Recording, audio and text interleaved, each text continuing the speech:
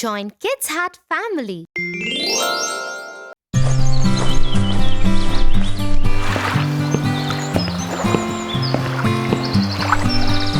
Tia, you recite so many stories to me that are full of morals, but you have never recited your favorite story to me. Which one is it? Tofu, that's true. I haven't yet recited my favorite story to you. Would you want to listen to one of my favorite stories? Yeah. Jack and the Beanstalk. Once upon a time, there lived a widow with her only son, named Jack. Their times were really hard, and they were living in poverty for long. Jack was too young to work and earn money. All their house furniture and other belongings were sold off to carry on with their basic daily needs. Until at last they were left with a cow, who used to give milk every day, and that they used to sell off in the market to buy bread. One day, the poor old cow didn't give any milk. That's when Jack suggested his mother, I think we should sell off this cow and get a good return in bargain. So Jack left to sell off the cow in the market. On the way, he met a butcher. Oh, where are you going, Jack? I'm going to the market to sell off this cow for a good bargain. Oh, why take the trouble to go that far? I have a very good deal for you. He took out 5 strange-looking beans from his pocket and handed them to Jack. Jack looked little hazed as to what kind of good bargain it is. Oh my God! They are so beautiful. What do you call these? Beans, magical beans. If you plant them overnight, by the next morning, they will grow up and reach the sky. Wow! Mother would be so happy to see them. Thank you, Mr. Butcher. And off went Jack happily to his mother and showed her the magical beans. But to his disappointment, she only got angry at him and shouted, Off you go to bed right away. She threw the beans outside the kitchen window and into the backyard and went off to her bed crying and weeping. The next morning, when Jack woke up, he saw outside his window, and to his surprise, he saw a great beanstalk reaching up to the sky. Oh my God! This beanstalk is so huge!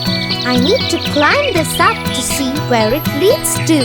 He climbed up and up and up till his home looked a mere spot on the ground. At last, the stalk ended and Jack found himself in a completely different place. But suddenly, a beautiful lady appeared and said, Hello, Jack. You don't know me, but I know you and everything about you. The castle you see there belongs to a giant who stole all your father's money and killed him. Your mother had kept this secret from you to protect you. He owes you, Jack. The lady disappeared in thin air. Jack kept standing there and thinking, He surely owes me and my family. Far away, where the road ended, he could see a huge castle. He went up to the castle and knocked on the huge door. A giant woman opened the door. She looked scary and howled at Jack. What do you want? If you please, ma'am, would you kindly give me some breakfast? I haven't eaten anything since yesterday. The giant woman, though looked cruel and ugly, had a kind heart and offered Jack a huge plate of English breakfast, but warned him, "You must finish quickly before my giant husband comes back and eats you." Then suddenly there was a huge knock on the door, and the wife picked up Jack and hid him in a huge empty kettle. As the door opened, the giant entered and roared, Fee, fee, fo, fum. I smell the blood of an Englishman. Be he alive or be he dead, I'll grind his bones to make my bread. "Nonsense! You're mistaken. It's the ox hide you smell." So he sat down at the table and ate the ox that his wife had served him as breakfast. After he finished, he asked his wife, Get me my money bags. He started counting his money, but he was so sleepy that he slept on the table. The whole room was roaring with his snore. Jack, taking an opportunity of this time, got out of the kettle, picked up the money bags, and ran towards the door. Before the giant woke up, he climbed down the beanstalk and to his cottage, and did not look back even once. He took a sigh of relief and ran to his mother. Mother, look what I got. We are rich now. The mother and the son lived quite comfortably. Till one afternoon, when his mother was away, he decided to go up to the giant's castle and see what was happening there. So he climbed up the beanstalk and reached the castle. There, standing at the door, he saw the giant's wife again. But she didn't recognize him because he was dressed impeccably this time. If you please, ma'am, He said, will you give me some breakfast? "Run away, you little boy! Last time a boy came, he stole my husband's money bags." But since she was kind-hearted, she offered Jack breakfast. At that very moment, the giant knocked on the door, and quickly she hid Jack in the oven. The giant entered and roared, Fee, fee, fo, fum. I smell the blood of an Englishman. Be he alive or be he dead, I'll grind his bones to make my bread. But the giant's wife once again assured him that he is mistaken and offered him his huge breakfast to eat. After eating his food, he asked his wife, Get me my golden hen. The wife got the hen, and the giant roared in his voice, Lay! That very moment, the hen laid a golden egg, and Jack was left amazed with what he saw. No sooner he saw the giant slipping into his deep sleep, and once again he came out of the oven, picked up the hen, and ran for the door. In the meanwhile, the hen began to cackle.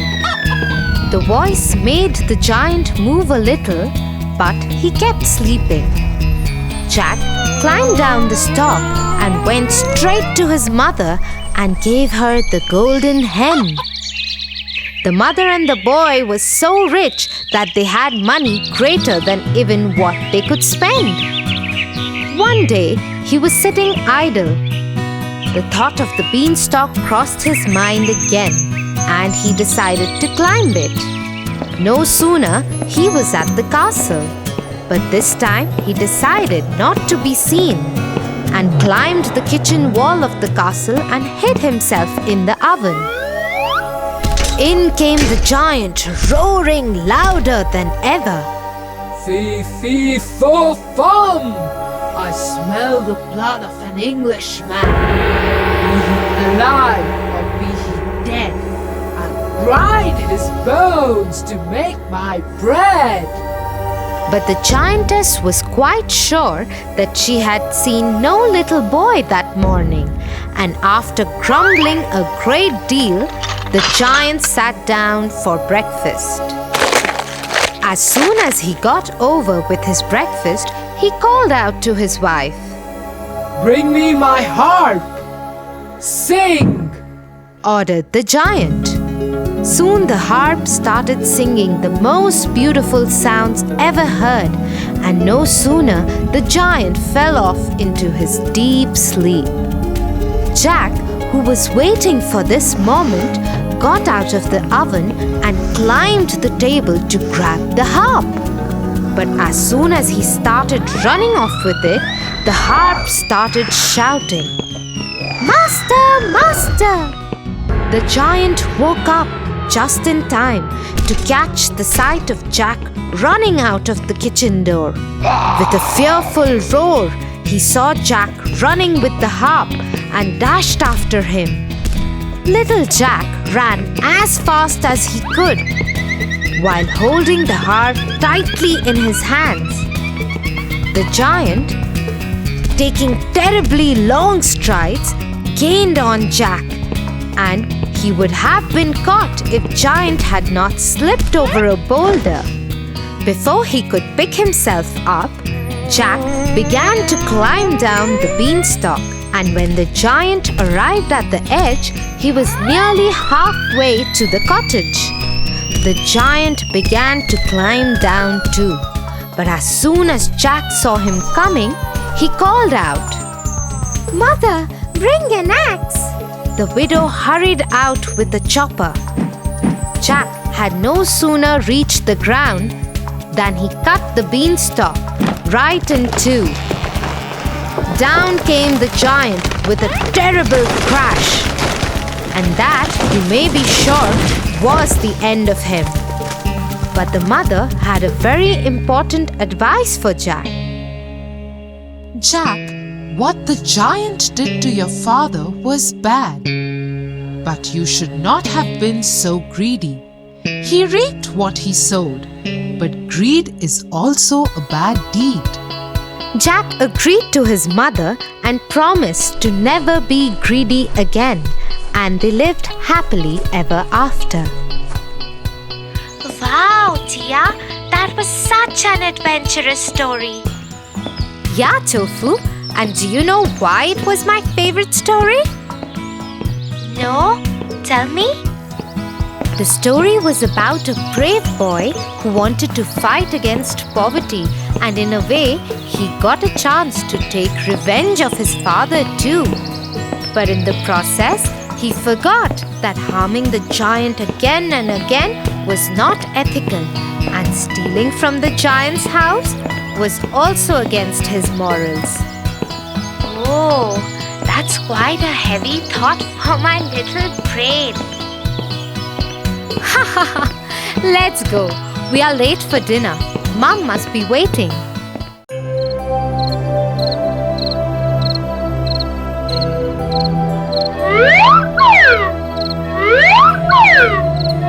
Did you have a good birthday, Tofu? Yes, very much. And look at all the lovely gifts you've got. Yes. Why? What's wrong? Nothing is wrong, but I just thought Grandmom could have got me a better gift than the single rose flower. Tofu, that's not a nice thing to say. You didn't notice her love for you that made her fly all the way across the country to be with you today. Love? But that's not a gift. Maybe you'll think differently once you hear the story of the Snow Queen.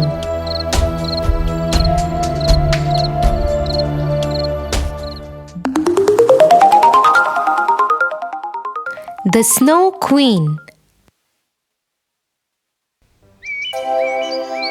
Once upon a time, in a small village lived two neighbors who were best friends too. Their names were Gerda and Kay. They loved each other a lot. As a symbol of their friendship and love, one day they both planted a rose plant each in their front yards.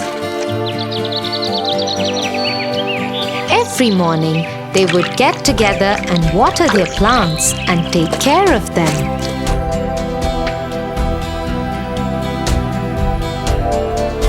When winters came, Gerda invited Kay. Why don't you come over in the afternoon? My grandma has promised to make us a cup of hot chocolate and tell us a story. Okay, Gerda, I will come over after finishing my chores.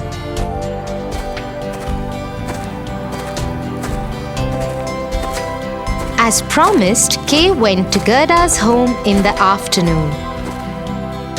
Tell us the story of the Snow Queen, Grandmama. Bah, there is no Snow Queen. Do you still believe in such stories? Little did Kay know that the Snow Queen did exist.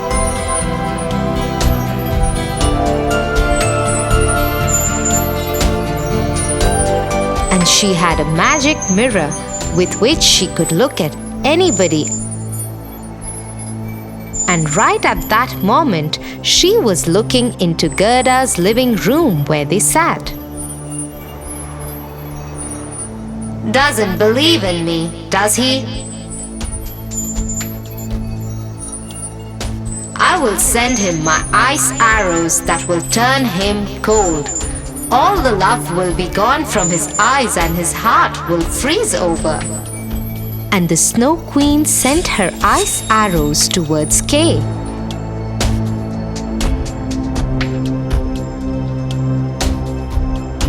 As soon as they entered Gerda's home, they went straight for Kay's eyes and heart. Ouch! My eyes! What's happening? They hurt! What is wrong, Kay? Ouch! My heart! It hurts too! Kay, what's wrong? Are you okay? Suddenly, Kay's whole behavior changed towards Gerda. Oh, stop being such a wimp, Gerda. Nothing is wrong. Get away from me. Saying so, he shoved Gerda aside and went home.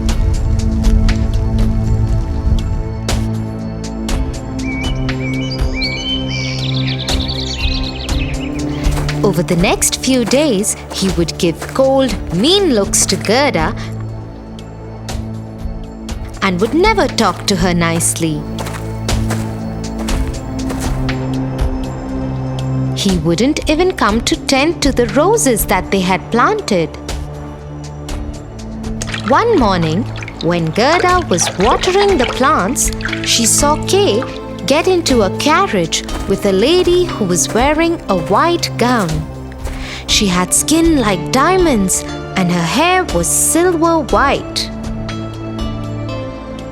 Gerda immediately knew that it was the Snow Queen. She decided to follow her, but the carriage just vanished into thin air. So she went to her grandmama. Here, take this hand mirror and follow what it tells you. The mirror only tells you the truth. Gerda took the mirror from her grandma and looked into it. The mirror told her to find the flower garden. So Gerda went looking for it.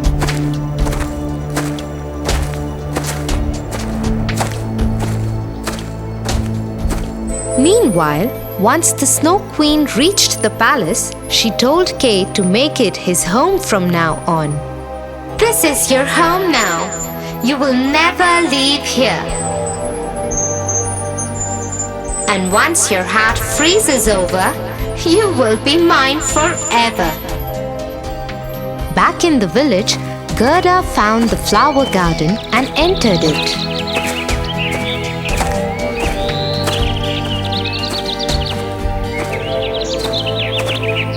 The garden was full of the most beautiful flowers Gerda had ever seen. She fell in love with them immediately. But there was no smell of the flowers. Surprised, Gerda bent down and touched one of the flowers to understand if they were real. As soon as she touched one flower, the fragrances of all flowers returned and the flower lady appeared in front of her. Thank you. You have returned the fragrance of my flowers. Who are you? I am the owner of this garden. I am the flower lady. Can you help me? Have you seen my friend Kay pass through here? He has been taken by the Snow Queen. Oh no, the Snow Queen. She is one who had taken away the fragrance of my flowers. I did not see Kay cross from here, but you should try the river outside the village. Gerda thanked the flower lady and went to the river.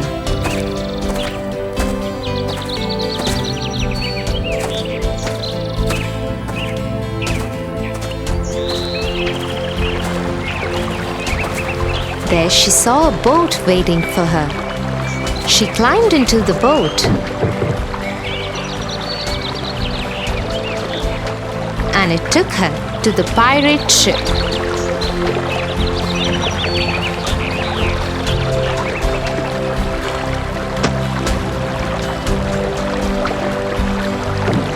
Aboard the ship, Gerda saw many pirates, including a girl pirate. Hello, can you help me? I am looking for my friend Kay. The Snow Queen has taken him. I don't know any Kay. And even if I did, I wouldn't tell you, because once aboard the pirate ship, you can't go anywhere.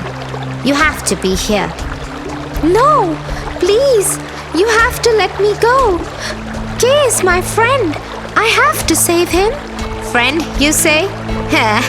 Well, I have never had a friend. Okay, I will help you if you promise to be my friend. Yes, of course. I would love to be your friend. Okay then. Take my reindeer. He is the fastest reindeer in the world, and she knows where the Snow Queen's palace is. Gerda thanked the pirate girl and climbed on the back of the reindeer. Just as the pirate girl had promised, the reindeer had Gerda outside the Snow Queen's palace in no time. Gerda got off the reindeer and went inside the palace. Kay? Kay? Are you in here?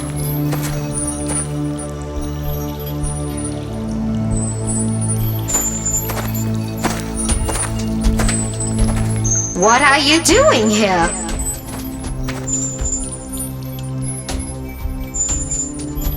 I am here to take my friend back with me. Your friend doesn't exist anymore. Look at him, standing there in the corner.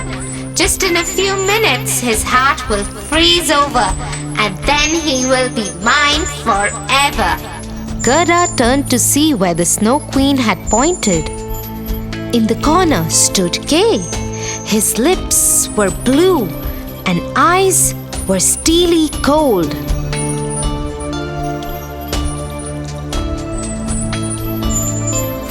Gerda rushed to him. Kay, it's me, your friend. When Kay didn't reply, she reached out for his hand. His old friend's touch returned the color in Kay's eyes. Encouraged by this change, Gerda pushed on. Remember all the times we had fun at home? And our roses that we have in the front yard. There is no point in all this. His heart will freeze soon. Hearing this, Gerda broke down and started crying. As As she was crying, her tears rolled down from her eyes and onto the hands of Kay. As soon as that happened, Kay looked up at Gerda and smiled. "Gerda, my friend, you came for me." This is impossible. Nothing can ever turn my curse over. She tried to pull Gerda away from Kay. And that's when Grandma's mirror fell out of Gerda's pocket. When the Queen looked into it, it spoke to her. Snow Queen, you have been mistaken. There is one power stronger than your curse, and it is the power of love. Hearing this truth, the Snow Queen started crying and soon dissolved in a pool of her own tears. Oh, now I feel so terrible, Tia. I think I have not been fair to Grandmom. Well, you still have time to make things better, Tofu. Yeah, you are right, Tia. I will go to her and apologize right away. Don't forget to give her a kiss and a big hug.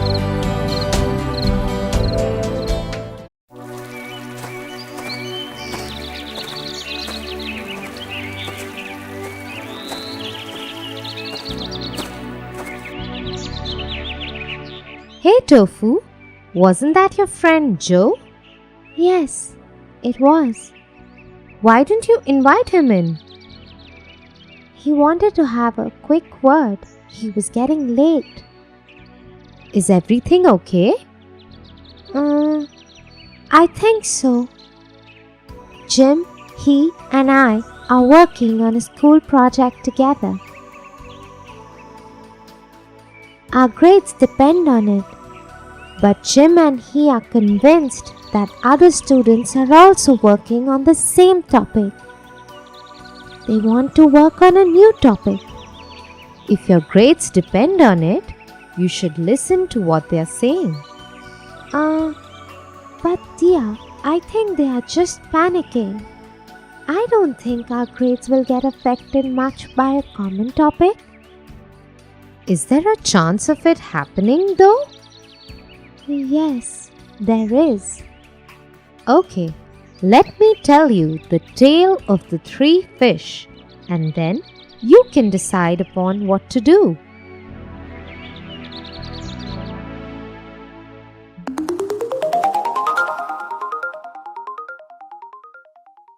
The Tale of 3 Fish. Once upon a time, there was a serene lake full of different kinds of fish. One day, a few fishermen stopped by the lake. "Brothers, look at this lake. It is so big and clean. It has so many different kinds of fish too." "Yes, I agree. Look at those big fish there."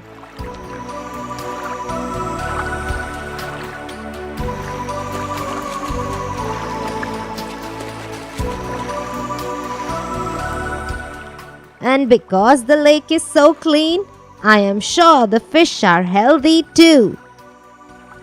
"We never fish in this lake, but I think we should begin now." "Yes, it is late today to throw the net. Let us come back early tomorrow morning and fish here."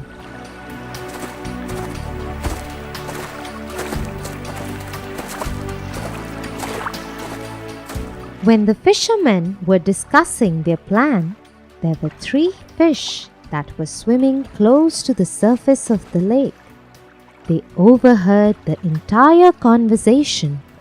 They collected all the other fish in the lake and told them what they had heard. The fishermen are going to come tomorrow and throw their nets to catch us all. I am going to leave this lake with my family tonight itself. "Yes, I am also not going to stay here. I will also leave the lake with my family. We will find a new, safer home. Look at you two, talking like cowards. Our forefathers came here to this lake and made it a home. Many generations before us have lived here. How can you even think of abandoning our home like this? Listen to us, brother.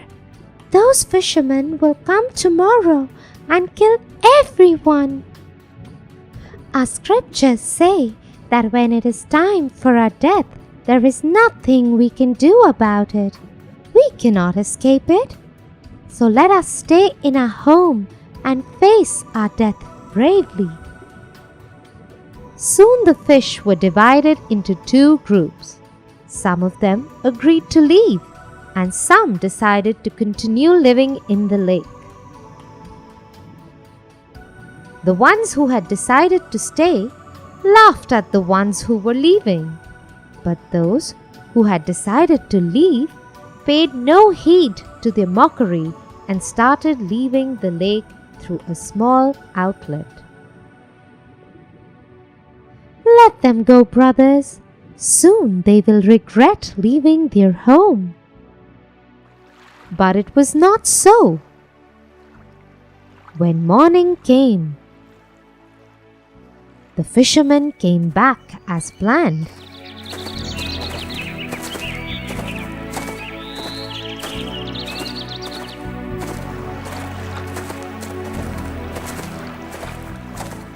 They cast their net onto the lake.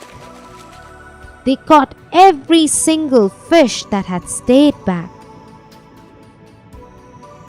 None was spared, and the fishermen went back home happy to have found a lake full of so many fish.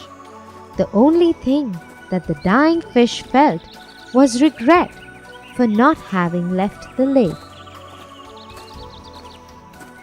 The fish had a warning of danger, yet some of them decided to stay back. That's what got them into trouble. Yes.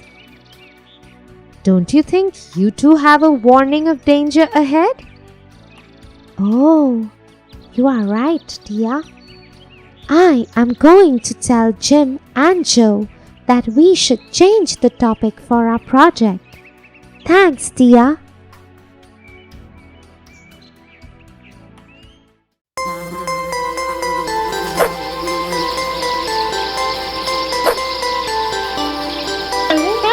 Oh God! Somebody help me! The insect has bitten me! Oh God! Come, let me put some ice. Why did it happen to me? Let me tell you a story. The Fox and the Stork. Once, a fox and a stork were friends, and the fox invited the stork for dinner.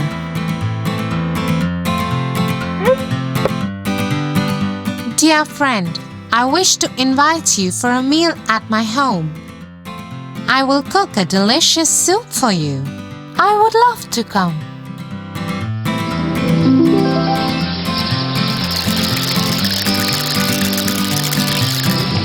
The fox made a delicious soup as promised. The fox was very clever and played a cruel trick. When the stork visited his home that evening, she was given a shallow dish filled with soup.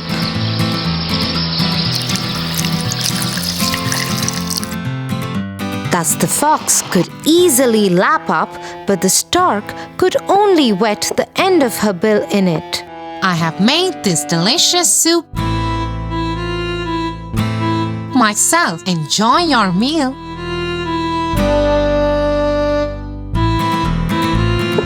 Poor stork did not say anything and pretended to enjoy the meal. At the end of the evening, however, the stork went home hungry. 1 week later, the stork invited the fox for lunch at her house.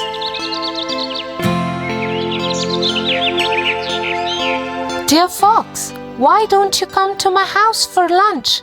I'm cooking fish for the meal, said the Stork. Thank you, dear Stalk. I would be happy to come, said the Fox.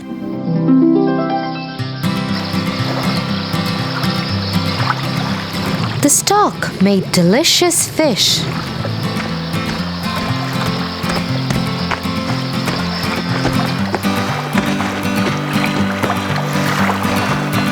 When the Fox arrived, the Stork served the fish in a pitcher.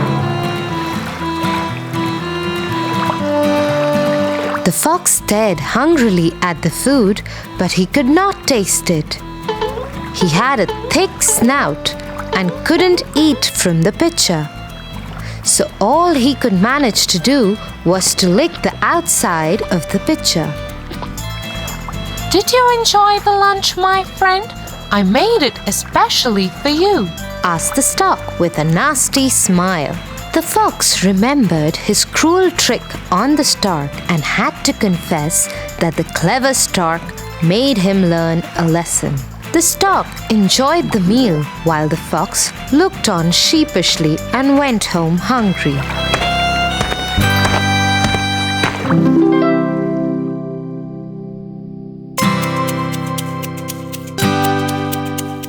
So Tofu, as the Fox did bad to the Stork did back to him too, because one bad turn deserves another.